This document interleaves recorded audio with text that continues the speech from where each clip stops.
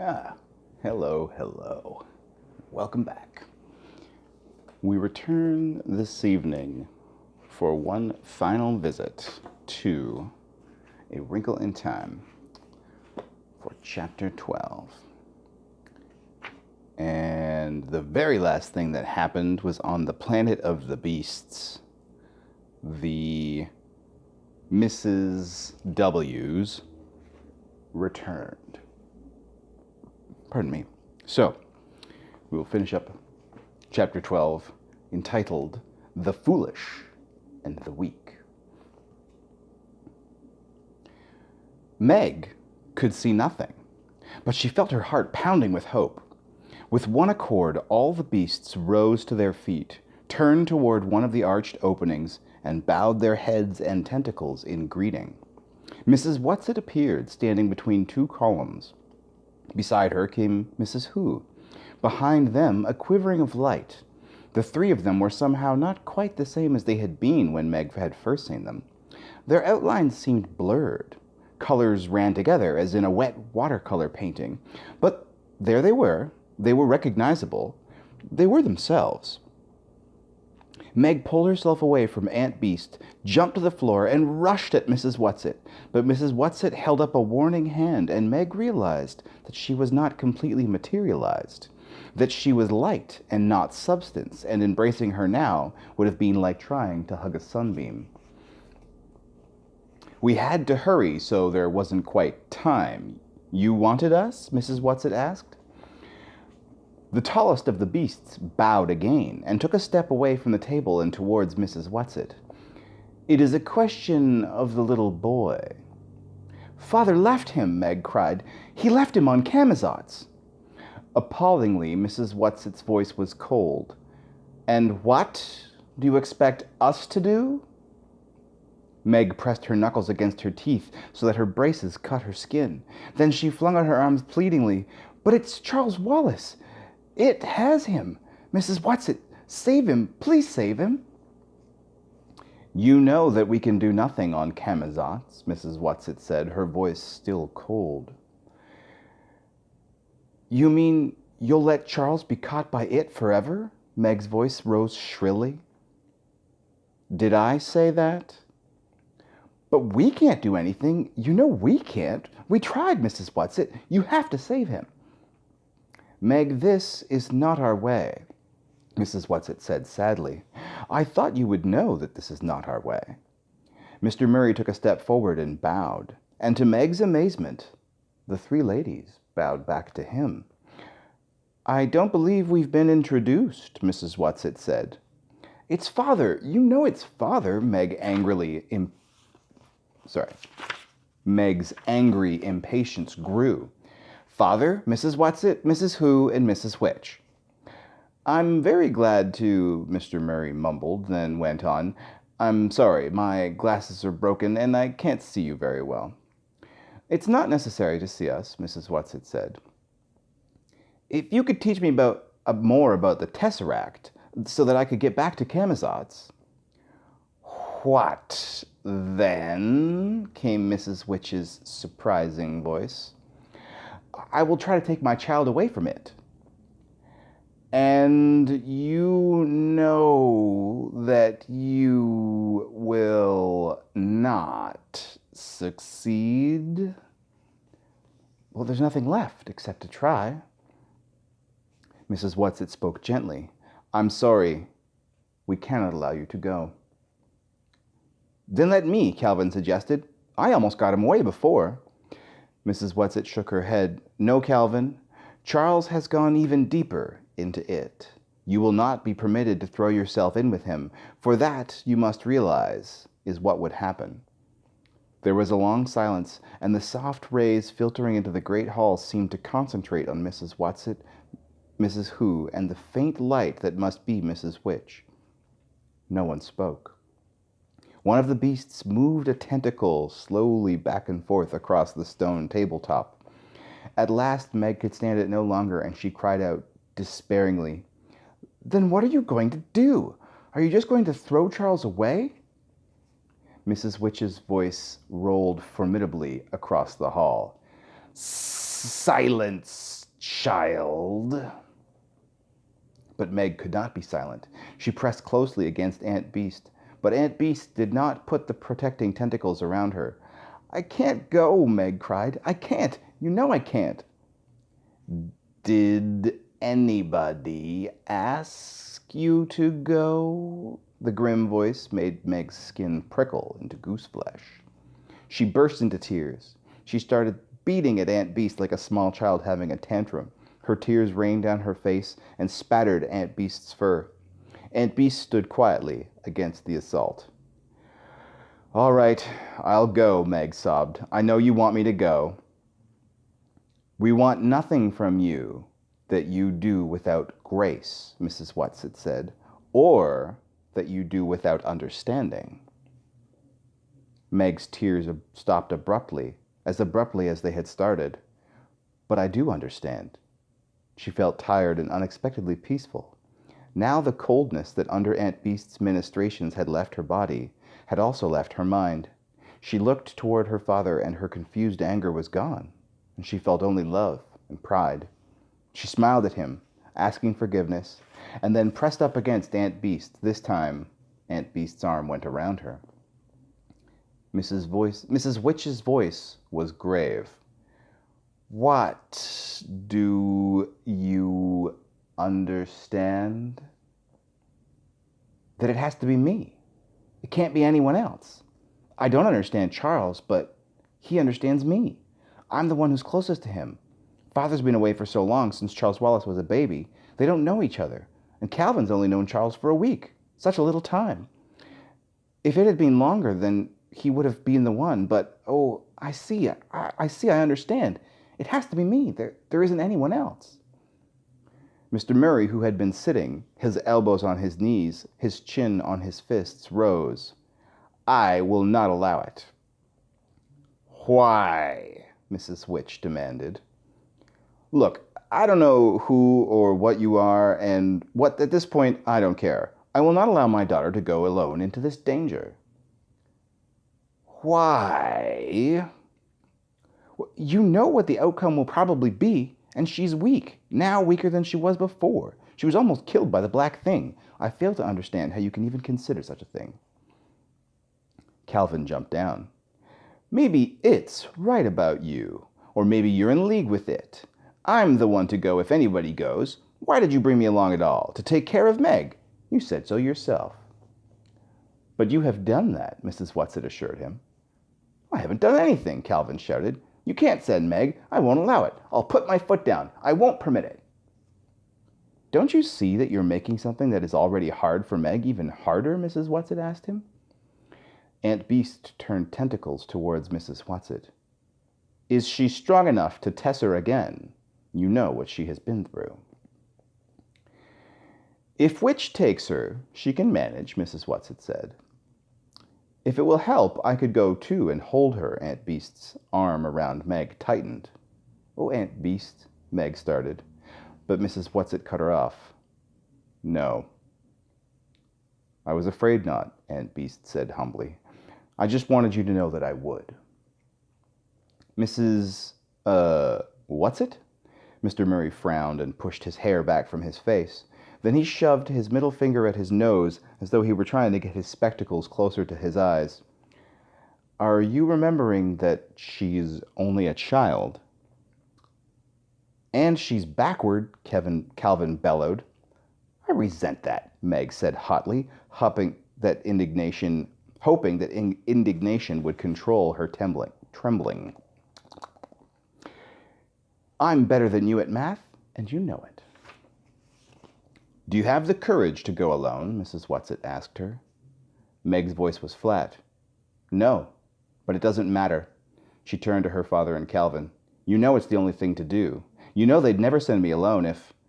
How do we know they're not in league with it? Mr. Murray demanded. Father!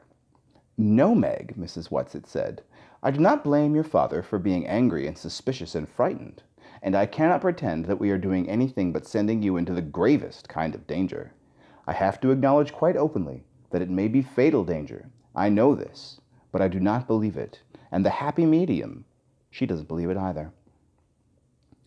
Can't she see what's going to happen? Calvin asked. Oh, not in this kind of thing, Mrs. Whatsit sounded surprised at his question. If we knew ahead of time what was going to happen, we'd be like the people on Camazotz, with no lives of our own, with everything all planned and done for us. How can I explain it to you? Oh, I know. In your language, you have a form of poetry called a sonnet? Yes, Calvin said impatiently. What's that got to do with the happy medium? Well, kindly pay the courtesy of listening to me, Mrs. Whatsit's voice was stern, and for a moment Calvin stopped pawing the ground like a nervous colt. It is a very strict form of poetry, is it not? Yes. There are 14 lines, I believe, all in iambic pentameter. That's a very strict rhythm or meter, yes?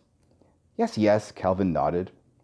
And each line has to end with a rigid rhyme pattern, and if the poet does not do it in exactly this way, it is not a sonnet, is it? No. But within this strict form, the poet has complete freedom to say whatever he wants, doesn't he? Yes, Calvin nodded again. So, Mrs. Whatsit said. So what? Oh, don't be stupid, boy, Mrs. Whatsit scolded. You know perfectly well what I'm driving at. You mean you're comparing our lives to a sonnet, a strict form, but with freedom within it. Yes, Mrs. Whatsit said. You're given the form, but you have to write the sonnet yourself. What you say is completely up to you. Please, Meg said. Please, if I've got to go, I want to go and get it over with. Each minute you put it off makes it harder. She is right, boomed Mrs. Witch's voice. It is time. You may say goodbye, Mrs. Whatsit said, giving her not permission, but a command. Meg curtsied clumsily to the beasts. Thank you all, very much. I know you saved my life. She did not add what she could not help thinking. Saved it for what? So that it could get me? She put her arms around Aunt Beast, pressed up against the soft, fragrant fur. Thank you, she whispered. I love you. And I you, little one, Aunt Beast pressed gentle tendrils against Meg's face. Cal, Meg said, holding out her hand. Calvin came to her and took her hand, then drew her roughly to him and kissed her. He didn't say anything, and he turned away before he had a chance to see the surprised happiness that brightened Meg's eyes. At last she turned to her father. I'm sorry, Father. He took both her hands in his, bent down to her with his short-sighted eyes. Sorry for what, Megatron? Tears almost came to her eyes at the gentle use of the old nickname. I wanted you to do it all for me.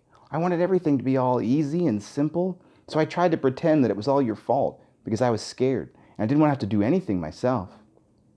But I wanted to do it for you, Mr. Murray said. That's what every parent wants. He looked into her dark, frightened eyes. I won't let you go, Meg. I am going. No, Mrs. Whatsit's voice was sterner than Meg had ever heard it. You are going to allow Meg the privilege of accepting this danger. You are a wise man, Mr. Murray. You are going to let her go. Mr. Murray sighed. He drew Meg close to him. Little Megaparsec, don't be afraid to be afraid. We will try to have courage for you. That is all we can do. Your mother was always shoving me out in the world, Meg said. She'd want me to do this. You know she would. Tell her, she started, choked, then held up her head and said, No, never mind. I'll tell her myself. Good girl. Of course you will. Now Meg walked slowly around the great table to where Mrs. Whatsit was still poised between columns. Are you going with me? No, only Mrs. Witch. The black thing, fear made her voice tremble. When Father tessered me through it, it almost got me. Your father is singularly inexperienced, Mrs. Whatsit said. Though a fine man and worth teaching, at the moment he still treats tessering as though he were working with a machine. We will not let the black thing get you. I don't think. This was not exactly comforting. The momentary vision and faith that had come to Meg dwindled. But suppose I can't get Charles Wallace away from it? Stop, Mrs. Whatsit held up her hand. We gave you gifts the last time we took you to Camazotz.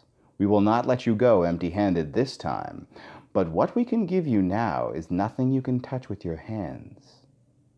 I give you my love, Meg. Never forget that. My love always. Mrs. Hu, eyes shining behind spectacles, beamed at Meg. Meg felt in her blazer pocket and handed back the spectacles she had used on Camazotz. Your father is right. Mrs. Hu took the spectacles and hid them somewhere in the folds of her robes.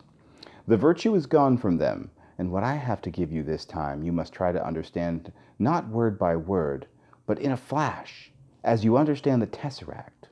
Listen, Meg. Listen well. The foolishness of God is wiser than men, and the weakness of God is stronger than men. For ye see your calling, brethren, how that not many wise men after the flesh, not many mighty, not many noble are called, but God hath chosen the foolish things of the world to confound the wise, and God hath chosen the weak things of the world to confound the things which are mighty. And base things of the world, and things which are despised, hath God chosen, yea, and things which are not, to bring to naught things that are. She paused, and then she said, May the right prevail. Her spectacles seemed to flicker. Behind her, through her, one of the columns became visible. There was a final gleam from the glasses, and she was gone. Meg looked nervously to see where Mrs. Whatsit had been standing before Mrs. Hu spoke, but Mrs. Whatsit was no longer there. No, Mr. Murray cried and stepped toward Meg. Mrs. Witch's voice came through like a shimmer. I cannot hold your hand, child. Immediately, Meg was swept into darkness, into nothingness, and then the icy, devouring cold of the black thing. Mrs. Witch won't let it get me, she thought over and over, while the cold of the black thing seemed to crunch at her bones. Then they were through it, and she was standing breathlessly on her feet on the same hill on which they had first landed on Camazotz. She was cold and a little numb, but no worse than she had been in the winter in the country where she had spent an afternoon skating on the pond. She looked around. She was completely alone. Her heart began to pound. Then, seeming to echo from all around her, came Mrs. Witch's unforgettable voice. I have not given you my gift. You have something that it has not. This something is your only weapon, but you must find it for yourself.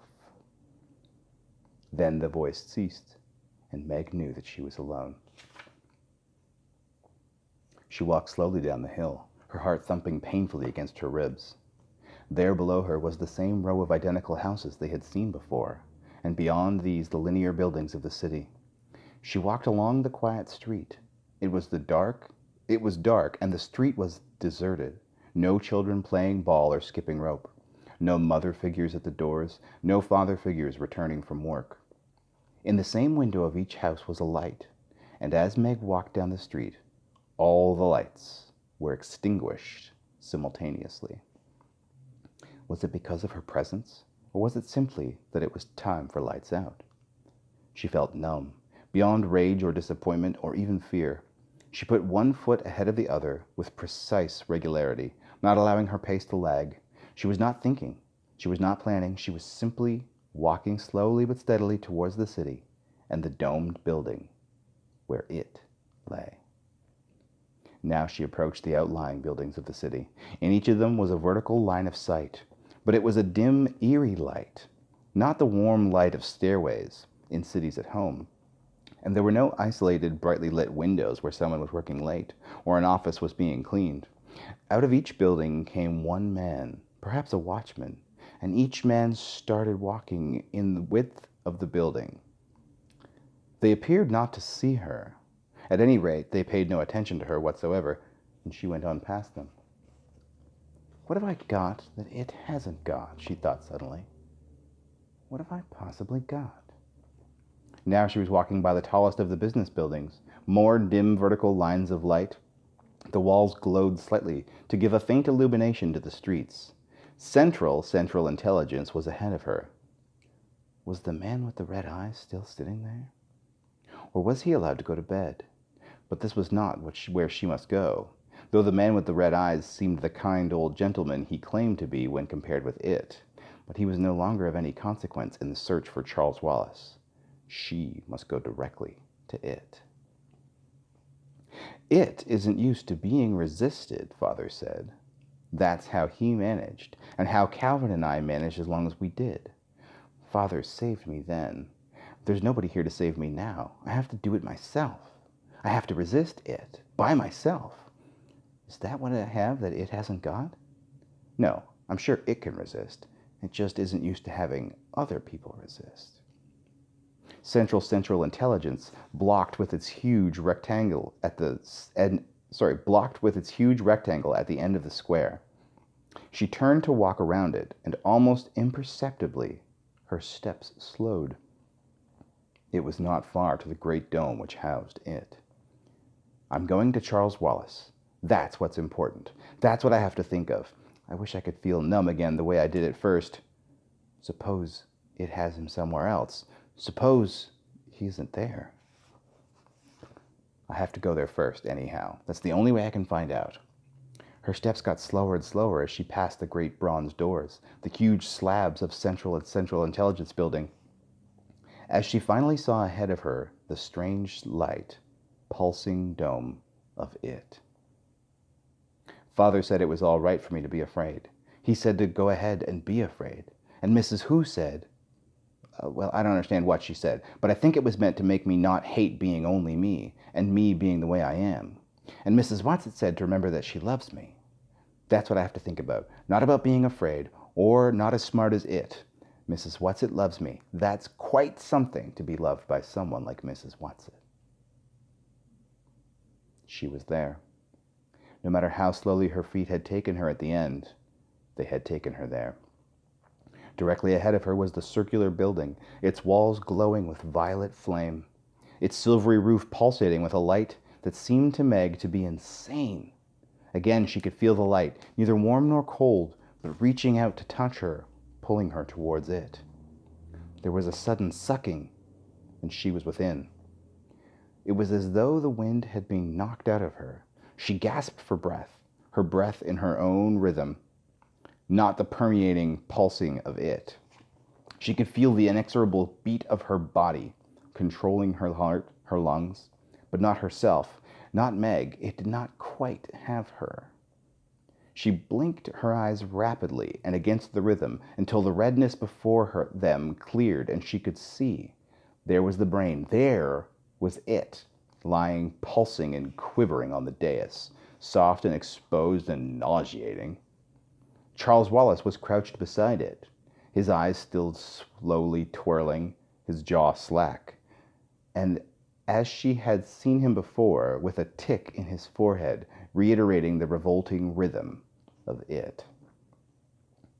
As she saw him, it was again as though she had been punched in the stomach, for she had to realize afresh that she was seeing Charles, and yet it was not Charles at all. Where was Charles Wallace, her own beloved Charles Wallace? What has it got? What is it I have got that it hasn't got? You have nothing that it hasn't got, Charles Wallace said coldly. How nice to have you back, dear sister. We have been waiting for you. We know that Mrs. Watson would send you. She is our friend, you know. For an appalling moment, Meg believed, and in that moment she felt her brain being gathered up into it. No, she screamed at the top of her lungs. No, you lie!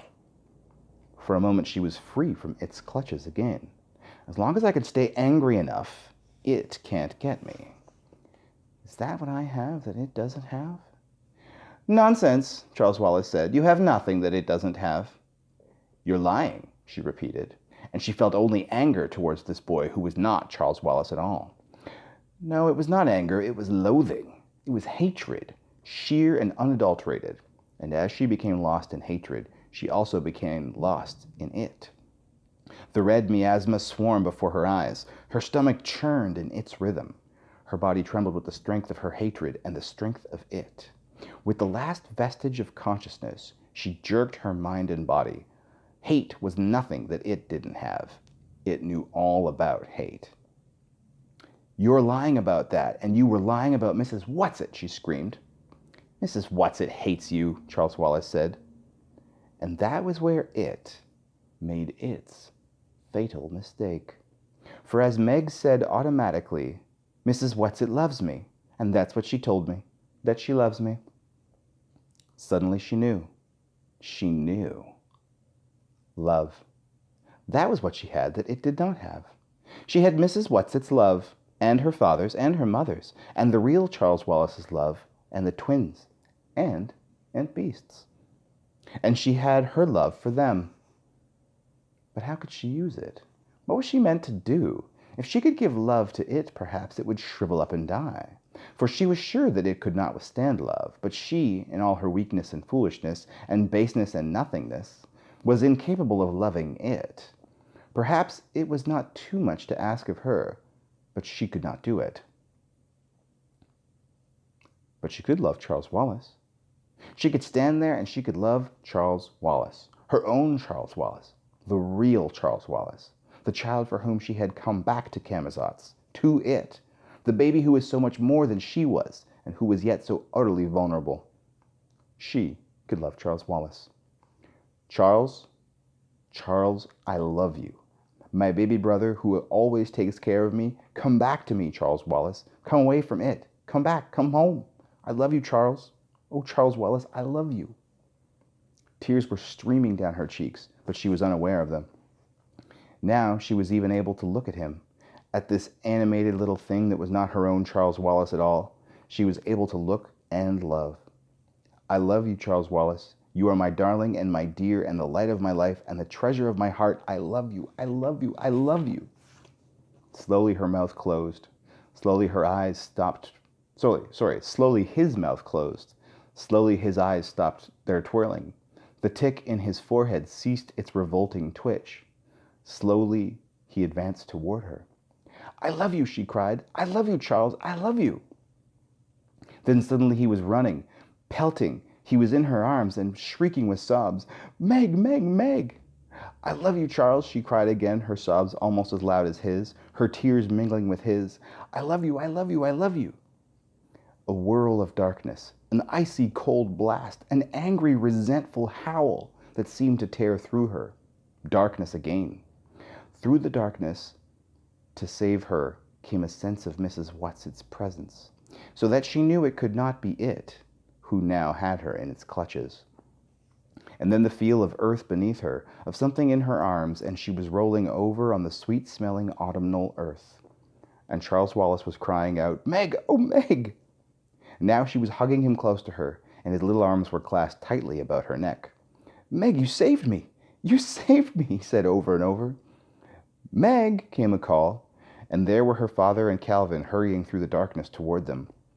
Still holding Charles, she struggled to stand up and look around. Father, Cal, where are we? Charles Wallace was holding her hand tightly, looking around too, and suddenly he laughed his own sweet, contagious laugh. We're in the twins' vegetable garden, and we landed on the broccoli. Meg began to laugh too, at the same time that she was trying to hug her father, to hug Calvin, and not to let go of Charles Wallace for 1 second. Meg, you did it! Calvin shouted. You saved Charles!